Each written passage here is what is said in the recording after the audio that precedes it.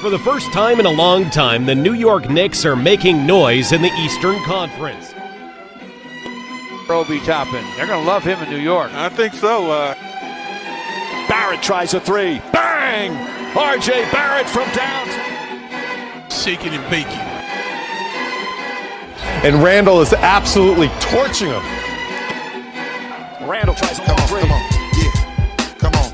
Y'all niggas had enough? Give me some more. Y'all niggas want the wild shit? Give me some more. Hey, split for the weed at? Give me some more. I know y'all niggas need that. Give me some more. Even though we getting money, you can give me some more. With the cars in the big crib, give me some more. Everybody spread love, give me some more. If you want it, let me hear you say it. Give me some more.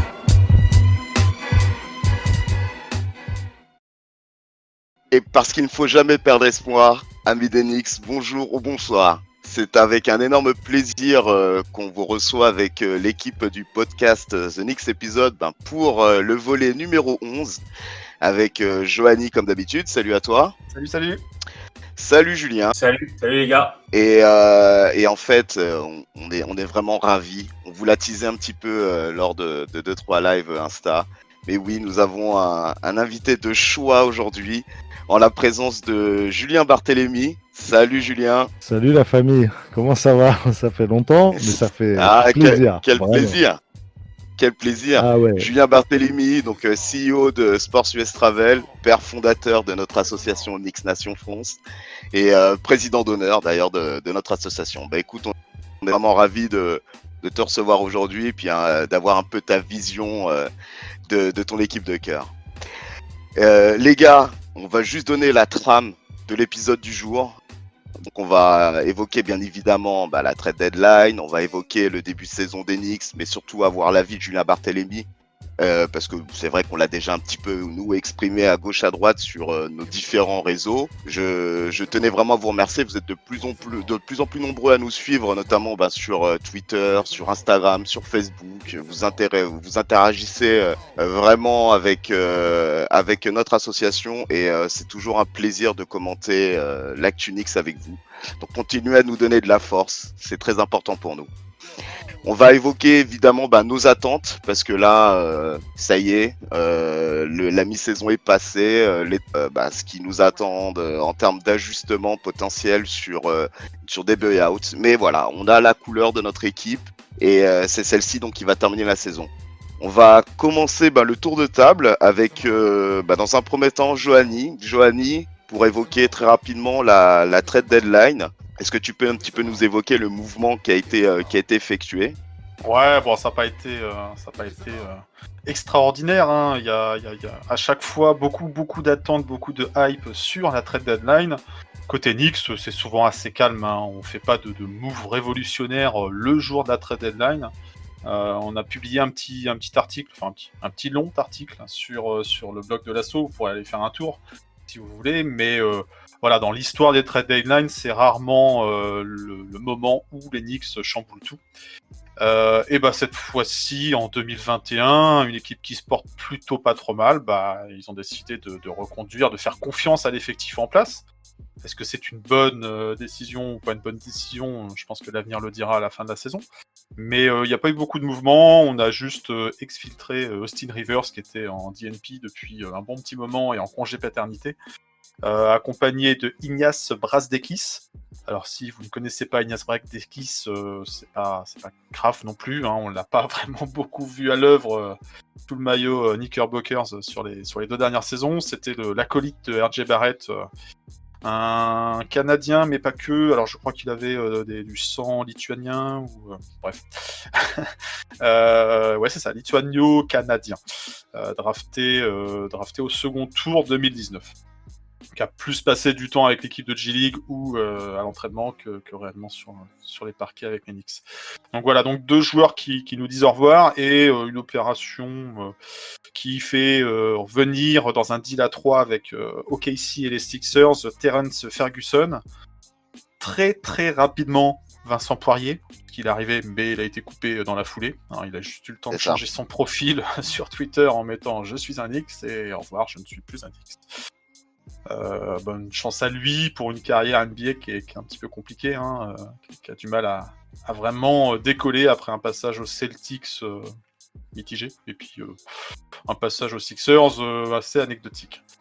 Et donc voilà, donc on récupère Terence Ferguson, un arrière ailier de 22 ans. Poste de 3, c'est ça, un swingman, quoi. Voilà. Bon, qui n'a pas beaucoup joué non plus. N'attendons pas des choses miraculeuses de sa part. Je sais pas si on le verra réellement dans la rotation, à voir. Et chose tout de même à noter, c'est qu'on récupère des tours de draft dans cette histoire. On récupère 2 seconds tours de draft, un tour de draft en 2021, donc dans la prochaine draft à venir, et un autre en 2024. Donc voilà, donc on récupère des assets par rapport à des joueurs qui ne jouaient plus. Donc rien de très exceptionnel dans cette trade deadline, à mon sens. Ok. Du coup, Juju, qu'est-ce que t'en penses du coup du fait qu'il n'y ait pas eu de gros mouvements vraiment marquants durant cette trade deadline? Qu'est-ce que t'en penses toi du coup? On l'avait peut-être déjà un peu annoncé que ça serait pas une trade deadline avec énormément de moves. Notamment du fait que l'équipe tourne quand même assez bien depuis le début de saison, donc il fallait pas casser l'alchimie pour n'importe quoi. Comme on l'avait dit, si un Bradley Beal avait été atteignable, oui bien sûr, mais c'était inaccessible et puis je pense qu'ils ont bien fait de pas bouger. Quelques joueurs sont partis sur les réseaux. T'entends et tu lis surtout beaucoup de conneries, donc moi je suis assez content en fait qu'on n'ait pas trop cassé l'alchimie. Sincèrement, j'en attendais pas grand chose. Tu avais 2 postes peut-être à fournir, c'était un ailier un peu plus référent, un meilleur scoreur, ça aurait été pas mal. Un peu de viande au poste 5, maintenant tu as Noël et Robinson qui revient, donc voilà. J'avais lu Drummond à gauche, à droite, je crois qu'il veut vraiment aller aux Lakers, et bon, moi je peux le comprendre. Si tu avais eu Drummond, je pense que ça pouvait être quelque chose d'intéressant, parce que bon, même si j'aime beaucoup Robinson, je pense que Drummond c'est quand même plus fort que Robinson sur tous les... Pour moi, il n'y a pas débat. Il est meilleur scoreur, meilleur rebondeur, je pense que ça aurait était vraiment impactant et avec une raquette Drummond, je pense que c'était une bonne idée. Je sais ça a parlé pas mal de Lonzo. Je sais que c'est Joe qui est assez fan. Fan. Moi, perso, Lonzo, j'ai jamais été extraordinairement fan, mais pourquoi pas? Si ça n'avait pas coûté trop cher ou quoi, pourquoi pas? J'aurais bien voulu qu'on se débarrasse de Knox. Mais après, contre quoi, j'ai l'impression que le gars a aucune cote et on comprend aussi pourquoi. Donc non, franchement, je ne peux pas être énormément déçu. Il n'y avait pas de grosse attente. Si on avait fait un début de saison catastrophique, je t'aurais dit oui, ok, c'était peut-être le temps de bazarder des choses et faire. Un peu comme a fait le Magic, tu vois, où eux, ils se sont dit, bon, on n'avance pas, et ils avaient des assets un peu plus importants. On n'avance pas, on casse, on fait autre chose. Nous, c'est pas du tout le moment de casser. Renforcer, pourquoi pas. Ils n'ont pas réussi à faire 2 coups. Il n'y avait pas non plus 1 milliard de coups, je pense, disponibles à ce moment-là. Donc, dans l'ensemble, plutôt logique. Et puis surtout, ne pas s'emballer sur les noms qu'on voit passer à gauche, à droite. Oui, ça c'est le lot des médias. Hein, donc, je dis toujours à ça de podcast, mais voilà, la réalité, c'est pas le mode carrière de Touquet, quoi. C'est pas comme ça que ça se passe. Et là, je suis assez serein sur ce qui s'est passé. D'accord. Et du coup, Julien, toi, qu'est-ce que t'en penses un peu de cette trade deadline côté Knicks? Un non-événement? Écoute, non, moi je pense que c'est logique ce qui s'est passé. Oui. Léon Rose, depuis que Léon Rose est arrivé, il a une ligne claire. Il a annoncé qu'ils allaient se structurer et qu'ils allaient faire les choses de manière cohérente, qu'on n'avait pas vu depuis très longtemps à New York. Donc quand il prend la parole, en général, il faut tendre l'oreille et écouter. Et peu avant cette date-là de fin de transfert, il avait dit et c'était les médias new-yorkais qui en avaient fait l'écho, qu'il allait finalement pas se passer grand-chose. Je pense que c'est ce qui s'est passé. On est habitué au panic move un peu chez nous. Il fallait surtout pas tomber là-dedans. On a une équipe qui étonnamment fonctionne, et ça on en parlera tout à l'heure parce qu'il y a peut-être 2-3 explications assez simples au final pour expliquer les résultats. Mais non, pas déçu. Alors moi je suis un peu sur les réseaux sociaux, alors je voulais déjà faire une petite parenthèse. J'ai entendu dans le générique que c'était le 11e podcast. Je ne sais pas si c'est fait exprès de m'inviter sur la 11e numéro de Franck Tilikina, vous savez. Non, je pensais par contre qu'on allait fourguer là, cette espèce de lot Austin Rivers, Knox et Frankie. Je pensais vraiment qu'on allait les saccager, enfin les envoyer bouler. Voilà, les envoyer bouler, ce qui aurait été à mon avis assez logique. C'est des joueurs qui soit ne sont pas rentrés n'ont pas pris le train depuis 4 ans. Donc ils avaient 4 ans pour monter dedans, ils ne sont pas vraiment montés dedans. Ou pour Francky, il faut quand même avouer que de manière très parcimonique, il arrive à faire des bons matchs. Mais bon, un bon joueur NBA, c'est pas un match sur 10. C'est la difficulté, c'est que pour être un joueur confirmé en NBA, il faut jouer tous les soirs de la même manière. Et Franck n'y arrive pas. Au bout de 4 ans, c'est quand même très problématique. Donc je pensais vraiment qu'on allait se débarrasser de ça, même contre des tours de draft. Il y avait clairement un step-up sur le poste 1 et sur le poste 2-3. Ça dépend comment on voit R.J. Barrett. C'est vrai que, comme a dit Juju, moi je suis d'accord. Moi j'adore Bullock. Vraiment, il donne satisfaction. C'est un joueur propre, c'est un joueur qui défend. Mais sur un poste de titulaire, quand même, c'est dur. Même si il prend ce rôle et il fait ce qu'il peut. Voilà, et puis il y a une vraie difficulté quand même sur Elfrid Payton, même si je considère aujourd'hui que en tant que meneur vétéran, c'est le seul qui a vraiment les épaules pour, malgré sa maladresse, continuer à rester agressif, continuer à aller chercher des lancers francs. Il a quand même un impact sur le jeu qui flirte entre le positif et le négatif. Donc j'aurais aimé voir un autre meneur. Clairement. Plus tard, l'été prochain. Voilà, plus tard. Je pense que la patience dont fait preuve Léon Rose m'inspire confiance, parce que aller chercher des Oladipo ou des mecs comme ça, je me rappelle trop du transfert pour Carmelo Anthony. Parce qu'avant que Melo arrive, on avait réussi avec des joueurs, autour de Stoudemire, on avait réussi à créer quelque chose avec des jeunes joueurs et avoir des résultats. Et puis on a décidé de tout casser pour avoir Carmelo Anthony. On connaît la suite. Donc là, il fallait pas répéter. Le but, c'est de redevenir attractif, redevenir une équipe qui gagne et qui a de l'ambition, ramener les playoffs à Madison Square Garden. On est en train de le faire en un an. Je pense que c'est sage de la part de la direction. Par contre, il y a un truc, moi, qui a tendance à m'énerver quand même sur les réseaux, et je voulais le dire.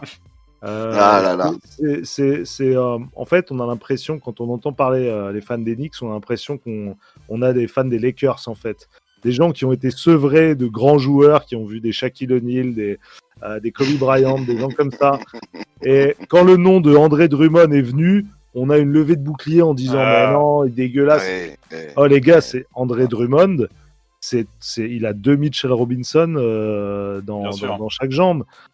C'est un mec qui tourne en 15-15, c'est un mec qui n'a jamais été bien coaché, c'est un mec qui a jamais eu de vrais bons meneurs, mais qui a surtout jamais été très bien coaché. Mais c'est un joueur, il y a moyen d'en faire quelque chose, quoi. Et si vous vous rappelez, quand Robinson l'a joué contre Cleveland, il s'est fait démonter. Il s'est fait manger, Drummond, il a fait un 20-20, c'était son fils. Il a dit, bon petit, viens, je te prends la raquette. Non, mais sérieusement, il l'a démonté. Donc je suis complètement d'accord avec ça. Les gens font la fine bouche sur les réseaux parce que tel est trop blessé, un tel est trop vieux. Non, et il y a toujours aussi la peur de la compensation. Qu'est-ce qu'on perd, tu vois, si on fait venir Drummond. Les Knicks ont quand même fait le nécessaire pour se doter d'un spot supplémentaire libre avec un cap space de 16 millions. Qui peut permettre à l'équipe d'être en phase s'il y a une opportunité qui s'ouvre à elle. D'ici qu'on publie le podcast, ça se trouve Drummond il va signer aux Knicks. Non mais il va aller aux Lakers. Personnellement, j'y crois pas, mais je n'y crois pas non plus, mais voilà, en tout cas il reste un spot. Pour cette saison, honnêtement, il faut arrêter. On se donne cette opportunité-là.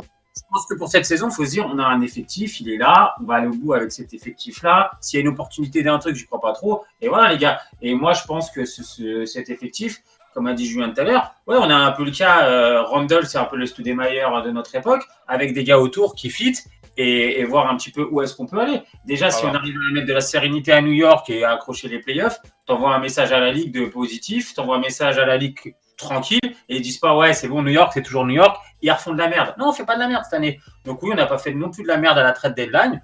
Voilà. Après, les réseaux sociaux, surtout à New York et sur les fans des Knicks, des fois, on a un petit peu des petites pucelles farouches, tu vois, qui veulent absolument avoir des grands joueurs venir, mais on va pas. Déjà, c'est irréalisable. Et de deux, faut se remettre d'où on part de ces dernières saisons, d'où on part même en début de saison, on s'attendait pas à ça.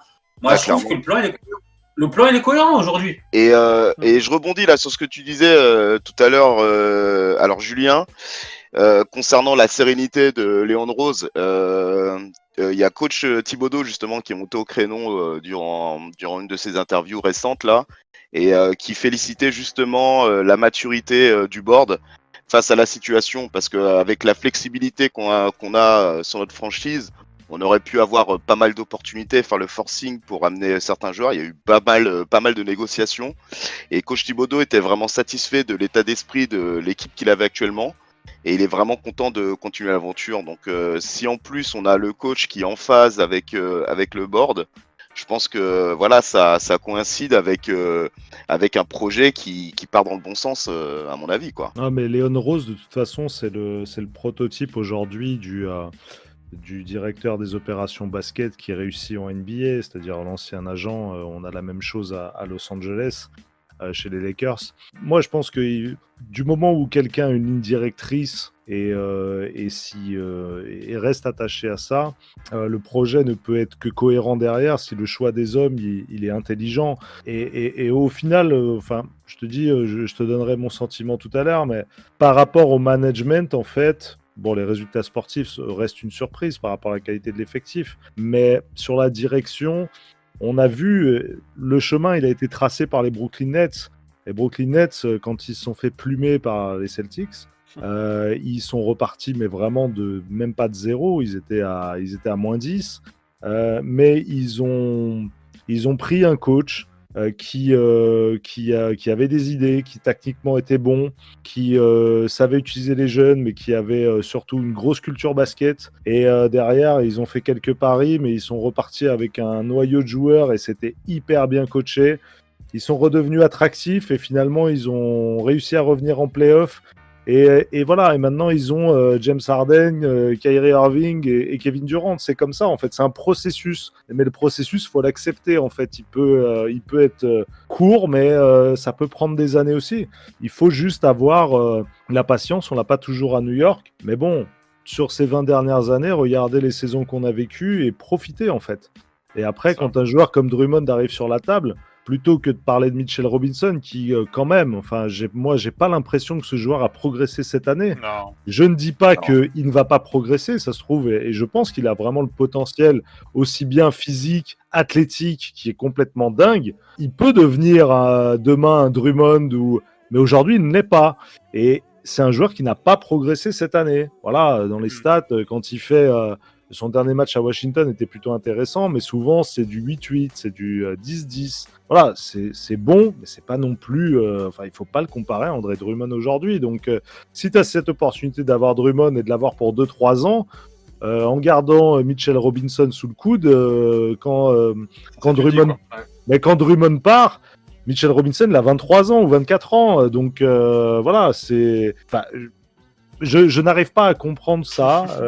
Des joueurs qui sont des bons joueurs, qui sont des joueurs confirmés en NBA, qui sont des vétérans solides. Voilà, Drummond, après, il a joué aux Pistons et aux Cavaliers. C'était du tanking chaque saison. Comment tu veux qu'un joueur soit impliqué?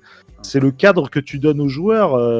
Drummond, il n'y a jamais eu de cadre où on joue la gagne, en fait. On a un objectif et on joue la gagne. Il n'a jamais été là-dedans, donc on ne peut pas juger André Drummond et les choix parfois un peu étranges qu'il fait pendant les matchs à faire un stop shoot à 3 points. Voilà, il le fait parce que de toute façon l'équipe est censée perdre, donc il y aura aucun impact sur le fait qu'ils prennent 1, 2 ou 3 tirs à 3 points dans le match, puisque de toute façon le résultat c'est que l'équipe doit perdre. Voilà, donc c'est un peu le coup de gueule que j'avais, parce que franchement ça m'a saoulé quand tu vois sur les 20 dernières années les équipes qu'on a eues de tocards, et que les mecs sont là à dire « Oh non, Drummond, non, surtout pas, au secours, on ferait une grosse erreur, le management, ça serait des brels et tout. » Oh les gars, non mais on s'est regardé dans le miroir, tu vois ce que je veux dire? Regardez-vous dans le miroir, regardez les joueurs qu'on a eus. La question à chaque fois à se poser, c'est est-ce que tu upgrades ton roster ou pas, quoi? Est-ce que tu apportes de la valeur avec tel ou tel joueur, quoi? Après, il y a des joueurs qui ont des profils de jeu, on aime ou on n'aime pas. Tous, on a des préférences sur certains joueurs, même des joueurs stars. Mais voilà, après la question, c'est quand tu apportes ce joueur dans l'équipe, est-ce que tu renforces ton équipe ou au contraire, est-ce que tu la pénalises, quoi. Et avec un Truman dans l'équipe, non, je vois pas comment tu peux la pénaliser. Après, bon, ça pose des questions sur le développement des uns plutôt que des autres, quelle priorité tu donnes sur tel ou tel joueur. Mais clairement, tu step up, tu fais progresser ton effectif avec un ajout de la sorte, quoi. Et puis Robinson, c'est un joueur fragile, hein. Robinson, c'est un joueur fragile, qui blesse souvent les chevilles, etc. Ça tourne souvent. Donc là, on va se retrouver avec Noël et Gibson si Mitch se reblesse. T'imagines qu'il se blesse pour 4 ou 6 semaines, on est tout de suite dans la merde, hein. Donc, alors que Thibodeau s'appuie vraiment sur un vrai poste 5 hein, dans ses schémas de jeu, quoi. Donc, et puis Noël, il sait pas attraper le ballon, donc c'est super chaud quand même, hein. Il joue avec 2 raquettes de ping-pong à la place des mains, donc c'était compliqué. Et là, que sur la période défensive, Noël, et c'est vrai qu'offensivement, on en a déjà parlé. Tu joues à 4. C'est dur, hein. Tu joues à 4 et lui, il est là pour prendre leur bon off et puis basta. Et c'est vrai que tout le monde, il pouvait attaquer les deux côtés du panier. Bon, on l'a pas eu. Et tu sais, sur les réseaux, tu vois même des mecs qui sont archi fans de Knox. Donc tu te dis, bon, en même temps, c'est tout. Ou fans de Franck. Aussi. Ouais, ou fans de Franck, ou les fans de Franck. Il y en a beaucoup. Et tu sais que les fans de Franck, t'en as aussi de l'autre côté des États-Unis. Quand tu vas te faire 4 passes dans un match et qu'il a mis 3 points d'affilée 4 ans, t'as l'impression que le gars, ça y est. Donc, ouais, les réseaux, de toute façon, c'est qu'il y a à prendre à laisser. Maintenant, ouais, je suis d'accord, on n'a pas fait de panic move. Au final, on est assez contents. Après, les gens seront toujours pas contents, quoi que ce soit, ils veulent toujours plus. Après, à New York, ça veut toujours un nom clinquant. Si t'as pas fait signer LeBron, mais de toute façon, tu feras pas signer LeBron, ils sont pas contents. Donc voilà, aujourd'hui, il faut se satisfaire de ce qu'on a. Et ce qu'on a est plutôt encourageant quand même. Et puis ça marche. Surtout que, au vu des résultats, ça nous permet vraiment d'être patient et de s'asseoir sur quand même une base relativement solide et un état d'esprit qui est vraiment irréprochable, hein. Mais on va revenir dessus. Moi, je voulais juste relayer là les deux trois échanges qu'on a pu avoir, notamment sur Insta, avec un certain Lord Dada que je salue, qui se posait la question. Bon, vous y avez répondu. Hein, c'est pourquoi prendre Drummond? Nous avons déjà de bons centres. Je ne comprends pas trop le move. Ce serait bizarre. Écoutez, on a bien évoqué la chose, hein. C'était pas forcément le poste à renforcer en priorité s'il y avait besoin d'en renforcer un, à mon sens. Mais s'il y avait vraiment eu l'opportunité de faire un trade, tu bazardes un Knox, hein, parce que on n'a pas non plus énormément d'assets à donner.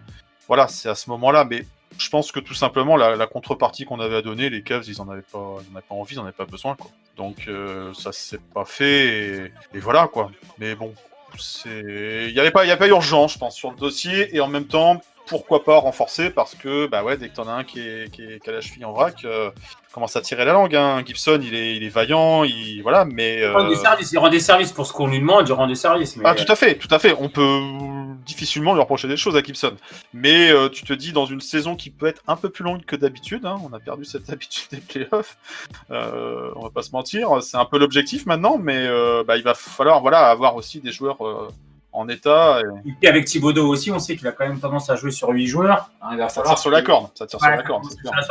Après, moi, ce que je dis, on laissera peut-être Julien parler aussi après de son ressenti, je pense que c'est ce que veut dire l'eau. Mais tu vois, au poste 5, le problème qu'on a de nos deux pivots, c'est que c'est le même profil et c'est défensif, mais très frustrant en attaque. Tu vois, je veux dire, je pense que même Noël est encore plus frustre que Robinson en attaque. Et pourtant, Robinson, c'est pas le Joe, tu vois. Mais clairement, nos deux pivots, offensivement parlant, c'est hyper limité. C'est du Thomas, un rebond off, et basta. Hein. C'est même au lay-up, ils ont du mal. Donc, c'est quand même assez frustrant. Ouais, mais après, c'est un peu... tu sais, j'ai eu la discussion avec un coach perso là, qui est du côté de Limoges, que vous devez connaître. Et je lui parlais de ça. Je lui disais qu'effectivement, ce genre de joueur était un peu frustrant. Alors là, je prenais Capella, qui ressemble quand même un peu aux qualités de Mitchell Robinson, c'est-à-dire que c'est des joueurs de pick and roll, etc. Et en fait, il me faisait une remarque juste, c'est que en fait, ces gars-là sont essentiels. T'as l'impression qu'ils sont frustres et effectivement, que quand si t'as le malheur de leur donner la balle dos au panier, même à 3 mètres, les mecs, ils ont du mal à jouer, à faire à poster le bonhomme et à lui shooter dessus en se retournant, tu vois. Faire des vrais moves d'intérieur, quoi. Voilà, faire des vrais moves d'intérieur. Mais en fait, c'est plus ce qui est recherché aujourd'hui par les coachs.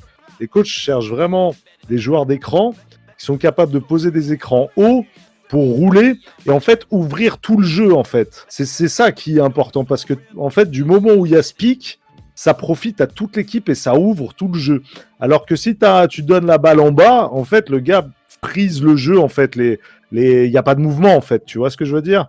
Donc le fait d'avoir un Mitchell Robinson, même si effectivement on peut le trouver fruste parce que c'est vrai qu'au niveau des mains c'est chaud, mais il donne énormément de deuxième opportunités sur les rebonds off, énormément. Il a une énorme activité et puis surtout il attrape n'importe quoi. Tu lui donnes, tu lobes, il attrape n'importe quoi. Mais surtout, il ouvre le jeu des Knicks. Alors nous, le problème, c'est qu'on n'a pas des gros shooters à 3 points, mais Houston, il faut se rappeler de Houston quand il y avait Capella. Si ça arrosait à 3 points comme ça, c'est parce qu'il avait justement, voilà, quand il roulait au cercle, il aspirait vraiment tout le monde et il ouvrait des spots incroyables. Ouais, je suis clairement d'accord avec toi. Juste, moi, ce qui m'embête un peu, c'est qu'on a les deux mêmes profils, tu vois, mais trop semblables entre guillemets entre Noël et Robinson. Et j'aurais bien aimé avoir un profil un petit peu différent sur le poste 5. Après, voilà, on commence à devenir gourmand. Il y a 2 ans, je t'aurais dit que j'étais très content de ça. Mais je trouve que un profil peut-être un petit peu plus technique sur certaines phases de jeu, ça serait quand même ce qu'aurait pu apporter Drummond. Je trouve que ça pourrait faire du bien à l'intérieur pour varier un petit peu notre jeu, tout simplement. Ouais, je vois ce que tu veux dire, Juju, mais là, par rapport aux résultats de l'équipe, où vraiment on est assez régulier dans nos victoires et nos défaites, on est quand même à la stabilité depuis un certain moment là. Le fait qu'on ait 2 joueurs comme ça d'un profil similaire en poste 5 n'a pas rompu l'alchimie de l'équipe à l'heure où on se retrouvait avec un des deux qui était blessé. Je veux dire, il suffisait qu'il y en avait un qui passait titulaire. Le fond de jeu, le fond de jeu de l'équipe n'était pas révolutionné en soi quand t'avais Noël ou Mitch sur le parquet en fait. Mais après oui, le fait de pas pouvoir se donner une option supplémentaire pour varier le jeu en fonction de l'adversaire, ça aurait été intéressant. Je vais vous remonter là un commentaire de Trend Streetwise, donc sur Instagram, qui synthétise un petit peu l'état d'esprit des remontées qu'on leur reçoit. Donc je vous lis le commentaire, franchement hyper perplexe, donc suite à la trade deadline évidemment. J'attendais du Rofford en vue des playoffs et résultat, on perd Rivers qui pouvait retourner un match en sortie de banc avec ses shoots, etc. Et en échange 2 tireurs de banc de plus. Bon, après, on fait des économies pour plus tard, mais si on se retrouve comme l'été dernier à se retrouver sans personne qui veuille nous rejoindre, on aura l'air malin avec nos 16,6 millions. Et oui, on sera l'équipe la plus riche sans joueur majeur, ou alors on signe Drummond dans les heures et jours qui viennent et on se donne une chance de plus d'être compétitif en playoff. Voilà le retour que nous fait Trent Street. Vous en pensez quoi? Bah écoute, moi je trouve que déjà d'aller en playoff, je serais content, être compétitif. Je pense pas qu'on va atteindre les finales de conférence cette année. Deuxièmement, pour Rivers, ça fait combien de temps qu'il joue plus? Il a fait 4-5 bons matchs, mais là il est plus du tout dans la rotation. Ouais.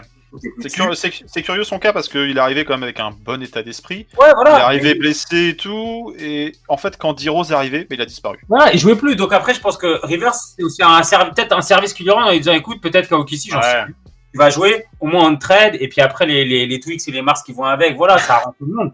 Mais voilà, je pense que c'était ça. Après d'être ultra compétitif en playoff, là, moi je veux bien qu'on s'emballe, je veux bien qu'on kiffe, mais restons mesurés quand même. Déjà, atteignons un premier tour de play-off avant de parler d'être compétitif. On verra la suite après. L'équipe, il faut qu'elle continue de se battre. Je pense que l'équipe si on va en play-off, qui affrontera les Knicks, sera pas forcément ravi de jouer les Knicks au premier tour. Mais faut pas griller les étapes non plus. On vise pas de finale, on vise pas de titre, voilà. Déjà un retour en play-off, ça serait énorme, ça serait une très grosse marche en avance, sachant d'où on part. Donc après, le côté profondeur de banc pour aller loin en play-off, ça, on laisse ça à d'autres équipes. Les Knicks sont là. C'est à 2h du mat pour voir un match de play-off, franchement, moi je suis. Oui, bien sûr. Alors justement, moi j'insiste, je suis ravi là d'avoir Julien Barthélémy pour évoquer la situation. On va faire un petit bilan très rapide de ce début de saison. Donc du coup, à l'heure où on parle, les Knicks ont 23 victoires, 22 défaites. Ils sont 5e à l'Est, dans un wagon vraiment... Gros peloton, quoi. Un gros peloton, quoi. Un gros peloton, de la 4e à la 8e position. Ce qui est vraiment totalement inespéré. Avec une équipe où on a ressenti des attitudes mais formidables, notamment... la réaction sur le match, je sais plus, c'était contre le Magic c'était contre le Magic où on gagne vraiment sur la dernière possession avec Bullock, son geste défensif, l'interception sur Fournier. Ouais, merci Fournier, quoi. Et il y a toute l'équipe en fait qui saute sur Bullock, sur des contestations d'arbitrage où il y a des chaises qui volent et compagnie, mais on sent vraiment les mecs ultra impliqués et vraiment très ambitieux. Et le fait de reprendre plaisir comme ça à voir voir les matchs de Knicks et voir cette personnalité sur le parquet, c'est vraiment jouissif. Et donc du coup, Julien, moi je voulais un petit peu avoir ton ressenti là sur cette équipe, comment tu la sens cette année, comment tu le vis justement cette saison avec les Knicks. Bah écoute, comme je t'ai dit, c'était une grande surprise. Moi, je regarde toujours les previews un peu pour me faire une idée. Dans les différents previews, on voyait les Knicks gagner 22-23 matchs. Par rapport au talent, et il faut se rappeler l'équipe qu'on avait la saison dernière. On avait quand même le Julius Randle de l'année dernière, c'est pas celui-là de cette année. Il y a un monde entre les deux, c'est même pas Enfin, c'était son frère l'année dernière. Il a remis son cerveau en place et c'est pas plus mal. Voilà, donc 22-23 victoires, ça me semblait même ambitieux par rapport à la qualité de l'effectif qu'on avait. En plus, j'entendais beaucoup de choses positives sur Topin. Je me suis dit, avec un bon rookie, on devrait arriver à gagner une vingtaine de matchs, mais pas plus. Je trouvais que les previews étaient plutôt cohérents. J'avais aussi, je voulais voir Thibodeau. Je pense que c'était une bonne idée parce que Thibodeau, c'est l'ADN des Knicks, c'est gagner les matchs par la défense. Il y a des grosses valeurs. Après, c'est un coach qui a été énorme en 2010. On est en 2020, 21, tu vois. Donc, est-ce que ce basket-là, qui avait montré certaines limites dans un basket qui shoot énormément à 3 points, est-ce que ce gars-là était toujours adapté? Effectivement, c'était à sa signature, c'était un bon move de 2010. 2020, gros point d'interrogation. Ouais, on était tous dubitatifs à son Ah, arrivée. j'avais des gros doutes, Rappelle-toi, j'avais des gros doutes. J'étais le premier à le dire. C'est peut-être... Moi, j'étais content, moi. Oui, toi, t'étais content, je le reconnais, mais perso, moi, je l'ai toujours dit, j'avais des gros doutes et j'ai fait mon meilleur coup. Non, mais beaucoup de gens ont eu le doute parce que ça s'est mal fini à Minnesota. Et il y avait le côté, il a pas su évoluer dans son jeu. Voilà, il y avait ce côté vieux coach, quoi. Mais avec Thibodeau, t'emmènes la culture. T'emmènes une culture, une marque défensive qui colle en fait à New York, qui colle au public Madison Square Garden. Donc ce recrutement est bien joué juste par rapport à la culture que ramène le coach sans avoir coaché un match. Ensuite, la saison débute. Je vois Obi Toppin le premier match. Et je me souviens avoir une discussion avec Daniel. J'ai dit attention, Obi Toppin, là, j'avais pas vu son premier, moi j'ai vu le deuxième de pré-saison. Il avait fait plutôt un bon match, il avait marqué une dizaine de points. Moi, quand je l'ai vu, j'ai dit à Daniel, attention, ce gars-là me semble très limité techniquement. Il a un problème pour bouger sur le terrain, il a un problème pour situer. Moi, ce joueur, il faut voir, mais aujourd'hui, j'y crois pas. On est au mois de mars. Malheureusement, j'ai eu raison. J'ai pas toujours raison, heureusement. Mais là, sur le cas Topin, j'avais raison de penser que ce mec-là, aujourd'hui, je dis pas que dans 2 ans, il se sera acclimaté, il aura compris, etc. Mais en attaque, il a beaucoup de mal, énormément de mal à se situer, à savoir ce qu'il doit faire. Est-ce qu'il doit être en périphérie? Est-ce qu'il doit jouer dos au panier? Mais dos au panier est catastrophique parce qu'il a un dribble hyper haut en fait et il a du mal à se retourner. Donc il a des grosses qualités athlétiques, mais qui ne lui servent pas. Voilà, qui ne lui servent pas parce qu'il a un problème où il a du mal à se situer sur le terrain en attaque. Et alors en défense, j'en parle même pas. C'est pire que catastrophique, quoi. Hier, il a fait une interception. J'étais choqué contre Washington. Mais donc il faut le dire. Je pense que sur le rookie, on s'est trompé. Sur celui-ci. Cette année, on s'est trompé. Après, grosse surprise avec Quickley qui apporte vraiment quelque chose. Après, sur mon ressenti global, vraiment. Je suis agréablement surpris parce que justement je parlais de culture. Alors tu arrives avec cette culture défensive, donc il y a un message que tu envoies au public en disant voilà, Thibodeau arrive, la défense va revenir. Après c'est le message, il faut que les joueurs adhèrent, il faut que les joueurs se mettent dedans et portent le message, portent cette culture-là. Et je pense que tous les joueurs, mais vraiment tous, se sont mis au pli, même ceux qui jouent pas. Ils sont dans l'état d'esprit, tu le vois sur le banc. Même un Knox qui ne joue plus, il est toujours là, il est toujours derrière ses coéquipiers. Moi, je trouve que l'ambiance du groupe, malgré qu'il y ait peu de joueurs au final dans la rotation, et ils sont tous hyper positifs, même s'il y a eu 2-3 sorties, mais globalement, pendant les matchs, en tout cas, le groupe vit bien, comme on dit, tu vois. Et ça, c'est important. Là où je suis pas surpris, par contre, des bons résultats, et c'est malheureusement un constat que je fais depuis des années maintenant. C'est un peu comme l'arbitrage en NBA. C'est que les équipes qui sont bien coachées font la différence facilement, en fait.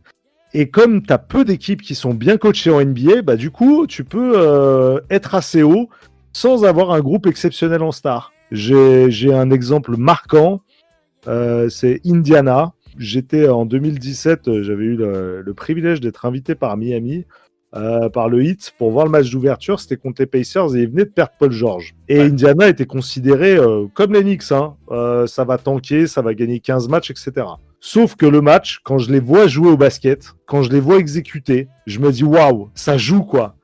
Les mecs, c'est ça. Et les mecs sont allés en playoff parce que c'est coaché en fait. Et en NBA, il y a tellement d'équipes qui ne le sont pas. Enfin, Washington, c'est une blague.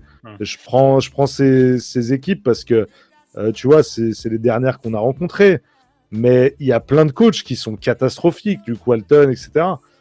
Quand tu tombes sur un coach comme ça, le jeune coach là de OKC aussi, qui fait un travail exceptionnel aussi avec son groupe, bah tu te dis que les équipes qui sont bien coachées s'en sortent et les Knicks sont pour moi très bien coachés, ce qui explique aussi en partie le bilan, l'application des joueurs à rentrer dans cette culture-là, et surtout tout le monde connaît son rôle dans l'équipe. Donc au final, c'est une agréable surprise parce que sur le papier, avec l'équipe, c'est pas gagné. Mais t'as un Randle qui arrive à un niveau où personne l'attend.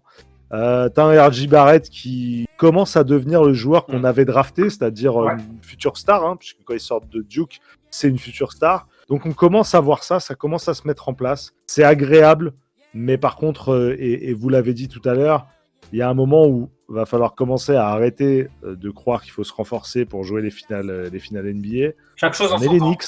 Ouais. On a gagné 20 pauvres matchs l'année dernière.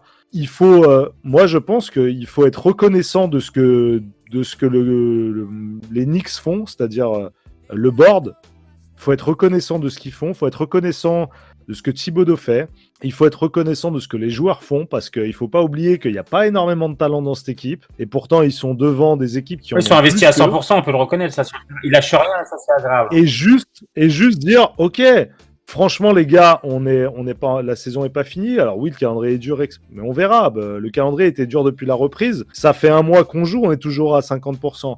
Donc c'est juste dire, bravo les gars, bravo, et on vous suit quoi. On vous suit, vous faites pas de move à la trade deadline, ok, mais les gars, vous nous avez amené à une position, on n'aurait jamais imaginé être là, donc nous, on fait confiance. Continuez votre travail et on verra plus tard. Mais tu vois, un peu de reconnaissance sur ce qui est fait et là où on en est, et pas se prendre pour d'autres, bien garder à l'esprit, à chaque fois que les Knicks jouent, de se dire, on est déjà à 23 victoires, on aurait dû en gagner 22 sur toute la saison. Donc c'est que du bonus. Puis on est clairement en position pour le play-in. Et puis moi, je suis tout à fait d'accord avec ce que tu viens de dire, Julien. Et moi, ce que je kiffe vraiment, c'est que quand tu te lèves la nuit, que tu regardes les matchs, l'équipe ne lâche jamais rien. On l'a vu encore contre Washington, où au troisième quart-temps, ça pique les yeux. Tu te dis, bon, vas-y, je vais dormir. Et puis, tu sais pas pourquoi. Tu te dis, bon, allez, pourquoi pas. Et les gars lâchent jamais. La mentalité est là jusqu'au bout. On prend rarement des blowouts. On se fait rarement marcher dessus. Et ça, c'est quand même agréable. Et c'est vrai, comme dit Julien, sur le banc, tu vois que les gars sont concernés jusqu'au bout, que ça encourage. Donc non, moi, je trouve que c'est vraiment, vraiment cool. Je vais juste revenir sur le cas Topin. Moi, je vais le fracasser. Je trouve qu'il est vraiment nul à chier. Non, mais les gars, à 23 ans, Laurent nous l'a dit l'autre jour, il a 23 ans. Donc, tout le monde est tombé sur Barrett avec bien sûr des attentes plus hautes. Mais bon, il est drafté 8, il n'est pas drafté Topin. Il a 23 ans. Alors, défensivement, on n'en attendait rien. On savait que c'était une passoire. OK. Mais offensivement, tout le monde disait, oui, il va tourner à 12, 14, il est prêt, NBA ready. Là, à New York, tu l'as lu partout, les NBA ready. À New York, ils étaient à fond sur lui. Ça voulait trade Randle et tout. Bon, le gars, il rentre. Il est nul. Il est nul à 3 points. OK, on s'attendait pas à ce que ce soit un sniper. Par contre, il attaque le cercle. Il part au Tomar. Là-bas, il lui glisse des mains.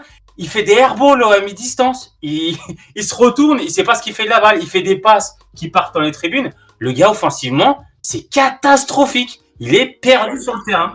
La chance qu'il a, c'est que on a une équipe qui tourne Et au niveau de la rotation, on arrive un peu à compenser ces mauvais passages, avec notamment un énorme Randle cette saison. Mais et la deuxième chance aussi qu'il a pour lui, c'est qu'on a quand même le deuxième rookie. Il y a Quickley qui fait en sorte qu'on ne se focalise pas sur le boss, tu vois. On se dit, c'est comme cette année. Mais lui, c'est un boss total. Et surtout, Randle va pas pouvoir tenir 40 minutes tous les matchs à chaque fois parce que dès qu'il sort, c'est porte ouverte. Tu vois, la différence, elle est flagrante. Si jamais on va en play-in, tout ça, Thibodeau, il fera pas de sentiment. Le Topin, il va le bench tout le match. Mais le problème, c'est qu'après, tu tires un peu trop sur la corde sur Randle. Et sur les derniers matchs, où on est passé pas loin contre qui ? Je crois qu'il y a Philadelphie et Brooklyn, tu vois, où Randle, en fin de match, déjà, c'est sa première saison vraiment en franchise, posé et tout, donc il n'a pas forcément l'habitude d'avoir la balle à ce moment-là, tu vois, le shoot décisif. Et puis le mec, il vient de s'enchaîner 38 minutes à Donf parce que son remplaçant n'est pas capable de rester 2 minutes sans prendre 10 points. Du coup, en fin de match, si c'est à lui que tu passes la balle, il manque un peu de lucidité. Et moi, je trouve que c'est quand même un vrai problème que Topin soit aussi mauvais, parce qu'il est vraiment mauvais, quoi. Il y a une erreur de casting à la draft sur ce pic-là, c'est clair. Encore une fois, quand tu flingues un Franck et tout, moi je suis le premier à dire que Franck, merci, au revoir. Mais Franck, il est drafté à 18-19 ans. Tu te dis, il a encore peut-être du temps. Il est pas bon au final. Kevin Knox, c'est pareil. Ouais. Alors après, la Topin, dans 4 ans, il a 27 ans. Donc qu'est-ce que tu fais ? Si tu veux, d'accord. Après, voilà, il a 23 piges, 22-23 quand il est drafté, soit parce qu'il a eu un cursus particulier, il a éclos sur le tard, admettons. Après, on s'en fout. C'est un rookie, qu'il soit rookie vieux ou rookie jeune. On attendait plus de production offensive. Il est clairement perdu sur le terrain, tu le sens, tu le vois. Il y a jamais de sérénité, même sur les quelques rares occasions où il peut partir en contre-attaque. Ça se finit pas bien. Donc, il est barré par Randle. Il n'y a pas eu de Summer League, tout ça. Il n'y a pas eu un gros training camp, donc ça ne l'avantage pas. Après, il y a clairement une erreur de casting parce qu'on a drafté un gars sur le poste 4 et on a Randle qui fait la saison de sa vie. Donc, même si il donnait un peu plus satisfaction, aujourd'hui, c'est compliqué pour lui, quoi. Clairement. Est-ce qu'il s'est mangé déjà le rookie wall ? Ça fait un moment, quelqu'un. Est-ce qu'il en sort bientôt ? On espère. Il n'y a pas d'urgence sur ce poste, si ce n'est qu'il pourrait effectivement faire souffler un peu plus Randle pour qu'il soit un peu plus frais dans les moments chauds sur la fin de match. On lui donne finalement très peu de temps de jeu, il va se prendre 3, 4, 5 minutes au début du second quart et puis un petit peu au début du quatrième quart.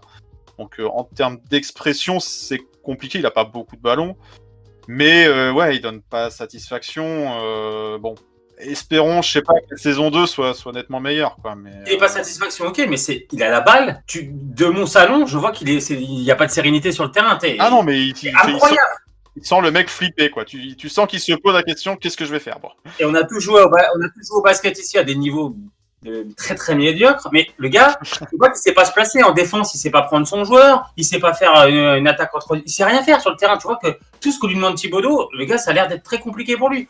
Je pense qu'il est pas serein en ce moment, ça va être pas simple, mais franchement, quand il est sur le terrain, je fais waouh, c'est compliqué.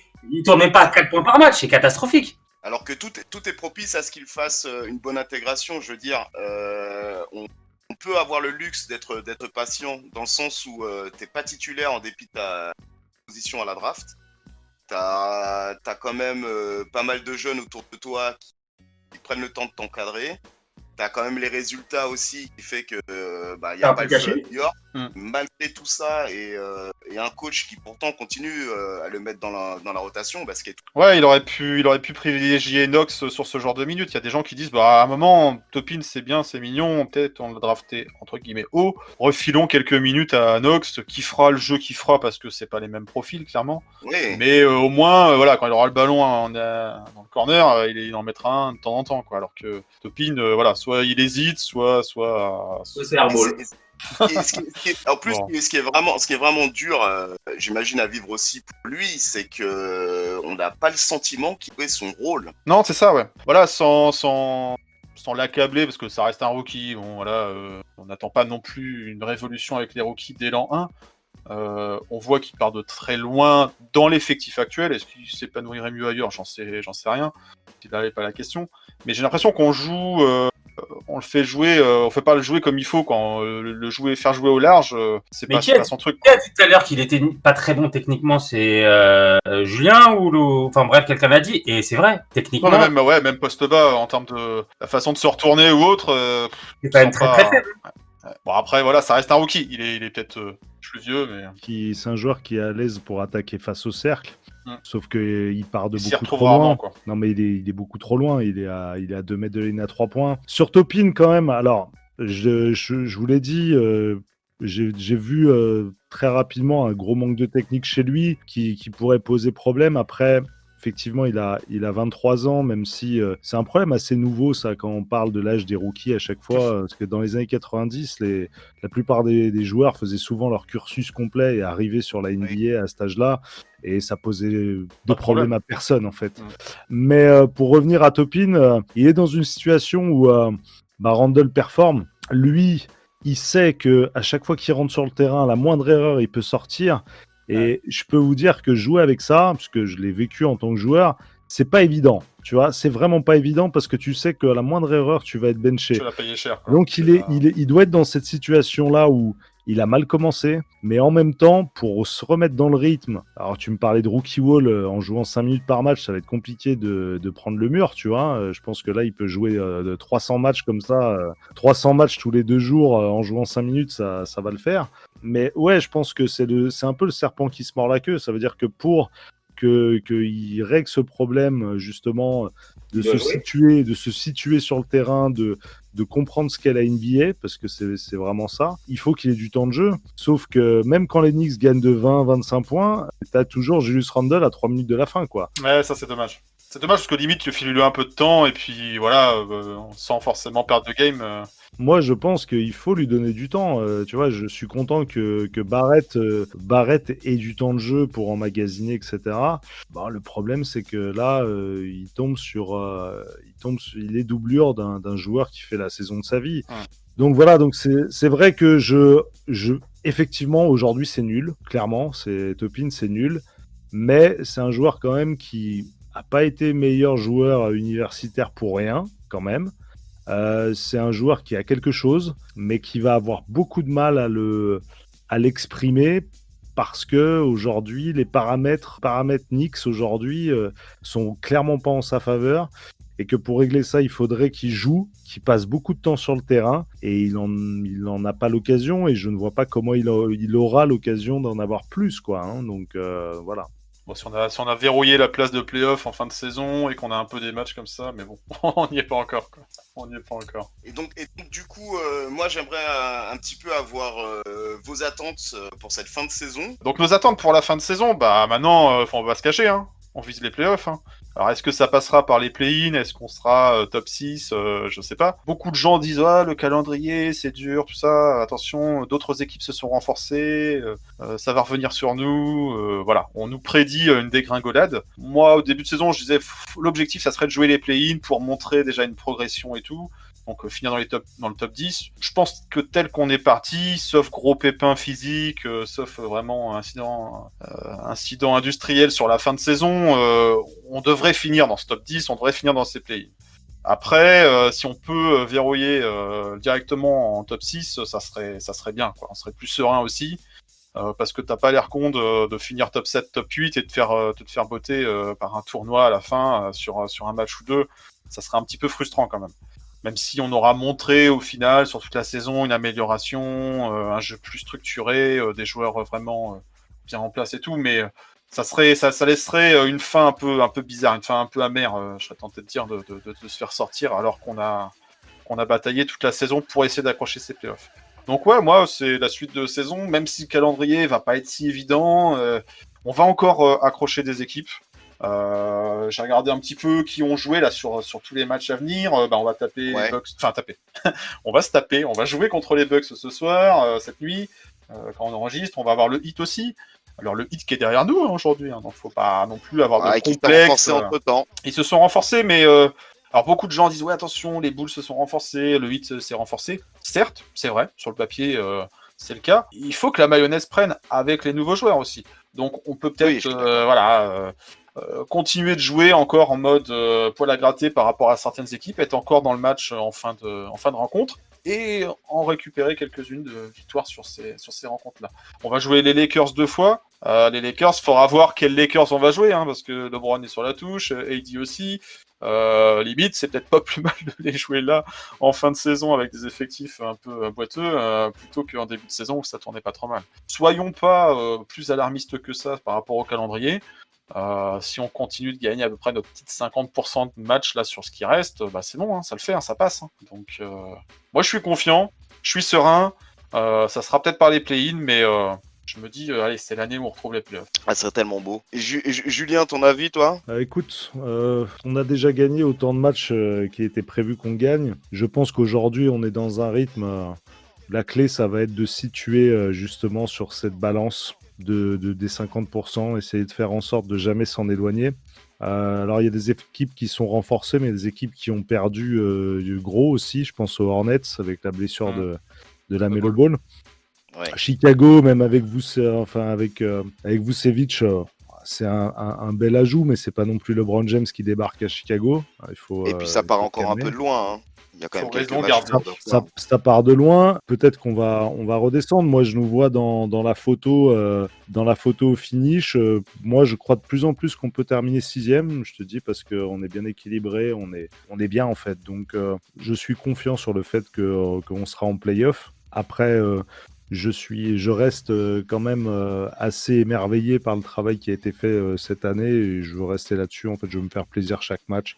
On verra bien où ça nous mènera, mais si on revoit des playoffs à Madison Square Garden, voilà, c'est la cerise sur le gâteau. Et Juju, du coup? Ouais, moi je serais déçu de pas faire les playoffs. Je commence à être gourmand. J'aimerais vraiment la 6e place parce que ça ferait chier d'être 7e l'année où tu t'as un play-in derrière et on sait jamais. Après, je suis assez confiant aussi parce que je pense que dans les matchs là contre Brooklyn, tu vois, on a perdu de peu. Il y a une situation où tu vois Kyrie qui est sur le côté, qui regarde Thibodeau et qui fait ton équipe là, tes jeunes, ils sont relous à jouer quoi. Et ça, c'est quelque chose qu'on va avoir jusqu'à la fin de saison pour toutes les équipes. On va être relous à jouer. Donc je pense qu'on va prendre des matchs que justement les équipes qui sont pas trop coachées, qui sont un peu en dilettante, en mode saison régulière, on y va à la cool, pas de système, on y va tranquille, on relâche à un moment donné. Nos gars, ils vont jamais relâcher. À aucun carton, on va relâcher.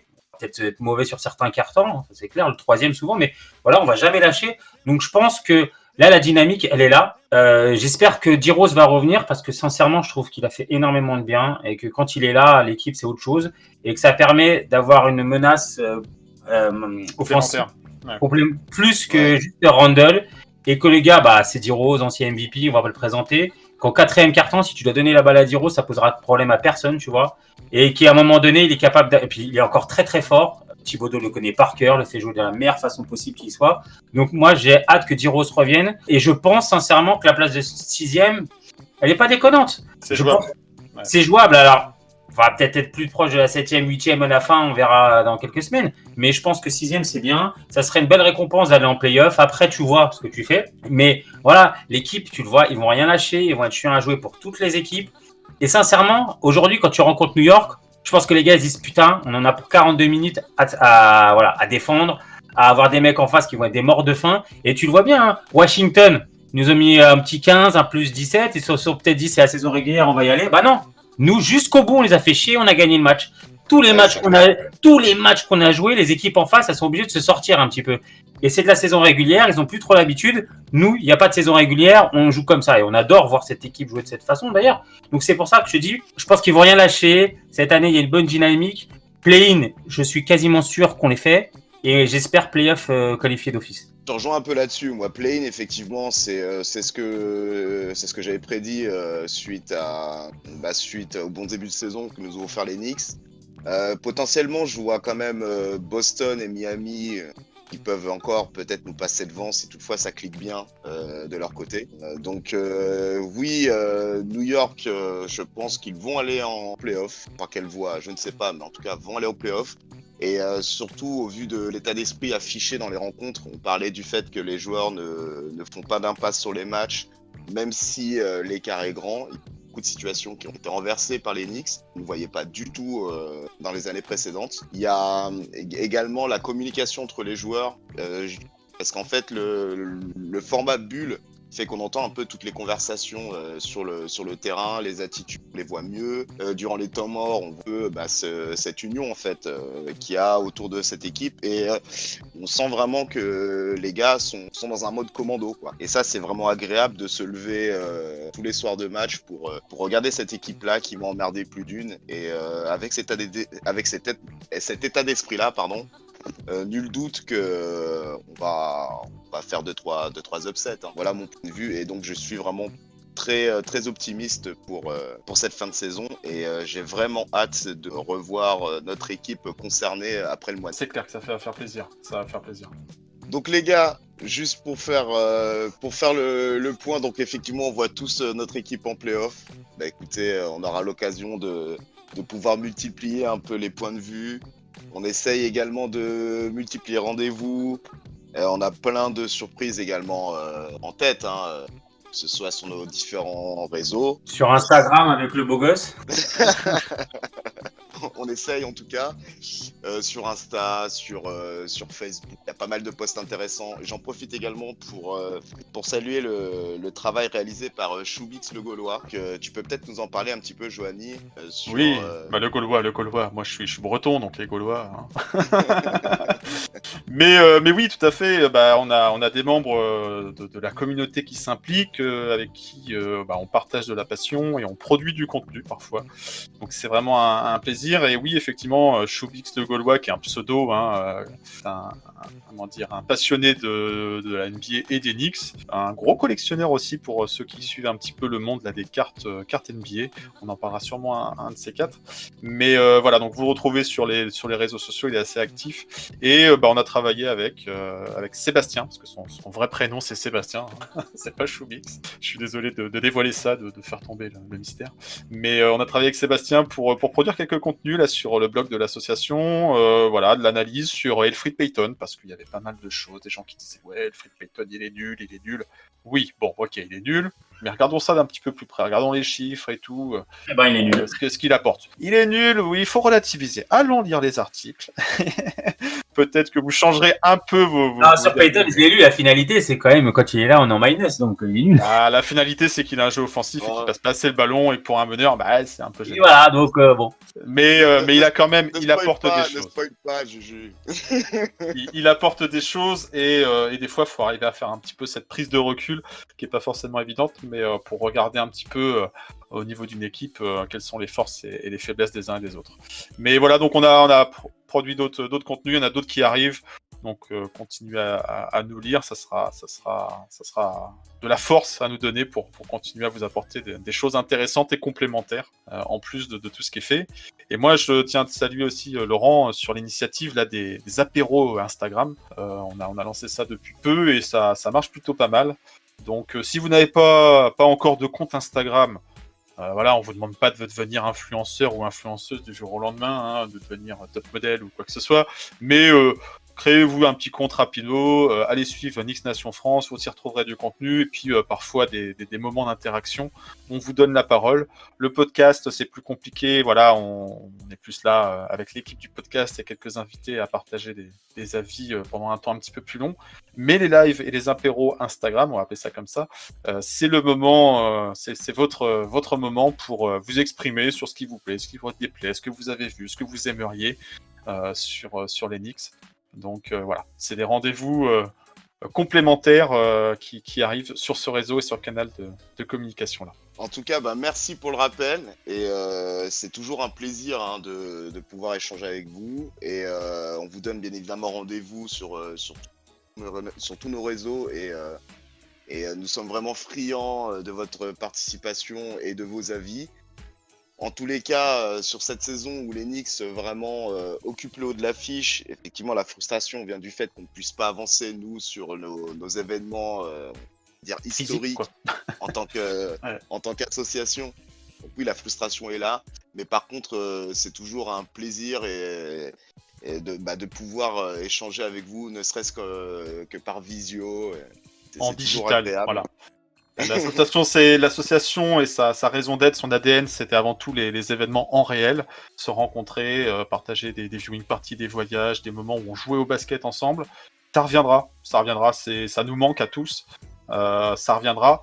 En attendant, la passion et le fait de vibrer avec les Knicks, ça continue. Et donc ça, c'est le principal, parce que c'est l'essence pour continuer d'avancer. Mais oui, on multiplie, on va dire, quelques interactions en digital, mais les événements reviendront quand on pourra. Donc là-dessus, comptez sur nous. Bon, messieurs, en tout cas, c'était vraiment un plaisir d'avoir pu échanger avec vous pour cet épisode numéro 11. Alors, numéro 11 comme Frankie. Numéro 11 comme Frankie. Exactement. Mais moi, le numéro 11 qui m'a plus marqué, c'est Jamal Crawford. Donc voilà, si vous n'êtes pas trop Frankie Groupie, vous pouvez peut-être être Jamal Crawford Groupie, J-Cross. Donc voilà, c'est pas que un numéro 11 pour Frankie. Voilà. En tout cas, dernier mot de la fin, messieurs. Un petit au revoir, un petit coucou, un petit comme vous voulez, Juju. On continue sur la lancée. J'espère que ce soir, on va taper les box qui sont en back-to-back. Voilà, qu'on continue à kiffer, que mon petit Julius fasse une bonne saison.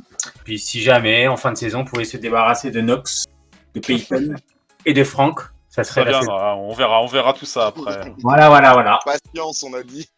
Et bisous à tous ceux qui sont fans de ces joueurs. Je sais qu'il y en a, bon courage. On ne juge pas.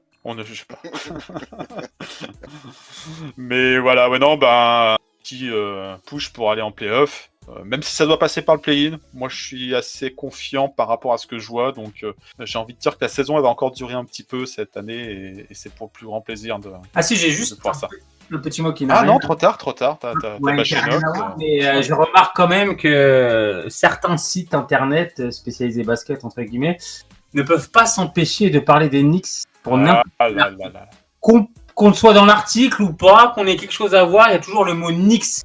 Donc ça me fait bien sourire, parce que ça prouve bien encore une fois que pour cliquer, il faut quand même que les Knicks soient présents. Voilà, c'est tout. Petite dédicace. Écoute, ça fait vendre, ça fait cliquer, ouais. Ouais, voilà. Pour ma part, encore 1000 fois merci pour le soutien que vous nous témoignez de manière régulière, et ça nous touche, c'est important, ça nous donne de la force. Un petit coucou également aux collègues des comptes FR là sur Instagram notamment. Je trouve que l'atmosphère y est plutôt bonne et bienveillante. Bon enfant. Ouais, et c'est toujours agréable de pouvoir échanger avec eux. On a eu notamment le compte FR de Golden State qui est venu participer à un de nos lives. C'était vraiment cool et intéressant. Voilà, c'est toujours très sympa. Et puis nos copains de NBA avec un H aussi que l'on salue, sinon on va m'en vouloir si je ne les cite pas. Mais en tout cas c'est cool et ça donne justement la tribune à tous ces comptes FR pour pouvoir s'exprimer en live, et c'est toujours intéressant aussi.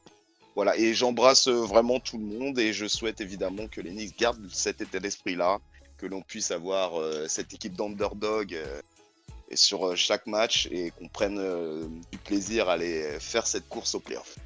En tout cas, juste pour terminer, moi, mon passage, le petit mot de la fin. Je vous remercie de m'avoir invité. Ça m'a fait plaisir de parler des Knicks parce que, avec Sport US Travel, on est un peu neutre. On se doit d'être un peu neutre. Donc, mais on sait de quel côté ton cœur balance quand même. Voilà, exactement. En tout cas, je tiens à faire un signe chaleureux à toute la Knicks Nation France, tous les gens que j'ai connus au début à la création, et surtout vraiment féliciter ce que vous faites parce que la reprise n'était pas forcément évidente. Je trouve que vous avez continué à innover, à proposer des choses, à fournir énormément de travail aussi, plus que ce qu'on en faisait à l'époque. Vous avez vraiment cimenté la communauté. Donc pour ça, félicitations à l'association, à Knicks Nation France. Continuez à fédérer autour de ce qui vous porte. Et voilà, je voulais juste avoir ce message-là parce que pour moi c'était important de vous féliciter pour votre travail, parce que je sais que c'est énormément d'implications et quand on a des vies à côté c'est pas toujours évident, et vous le faites, et vous le faites très très bien, donc bravo les gars, et ça a été un plaisir pour moi de partager ce moment avec vous. Merci pour ton message. Et puis nous on a qu'une envie, c'est de pouvoir repartir ensemble à ce fameux Madison Square Garden pour aller vibrer ensemble. On a vibré déjà il y a sur pas mal de voyages avec petit bout de la communauté, donc on a hâte de pouvoir repartir avec SUT une fois qu'on aura mis un petit peu de côté ces histoires de Covid là qui nous ont plus qu'embêtés sur ces derniers mois. Donc en tout cas, un message aussi chaleureux et d'encouragement pour SUT pour continuer notre partenariat ensemble sur encore de belles saisons à venir. Et puis voir une équipe compétitive à New York, quoi de mieux pour vibrer. Donc, merci en tout cas pour ta participation. Puis, on se retrouve très bientôt. En tout cas, il n'y a plus qu'à vous remercier. Ça marche. À bientôt, les gars. Merci beaucoup. Merci Laurent. Il n'y a plus qu'à vous dire, les gars, on ne lâche rien. Nix un jour, Nix toujours. Et peut-être le bout des playoffs à la fin de l'année. Voilà, je vous remercie et à très bientôt pour un nouveau numéro de The Nix épisode. Ciao les gars. Et bonne fin de saison. Allez. Ciao les gars. Ciao, ciao. I always will be a Knick, always will be a New Yorker. Thank you very much. Hope you're ready for the next episode. Hey.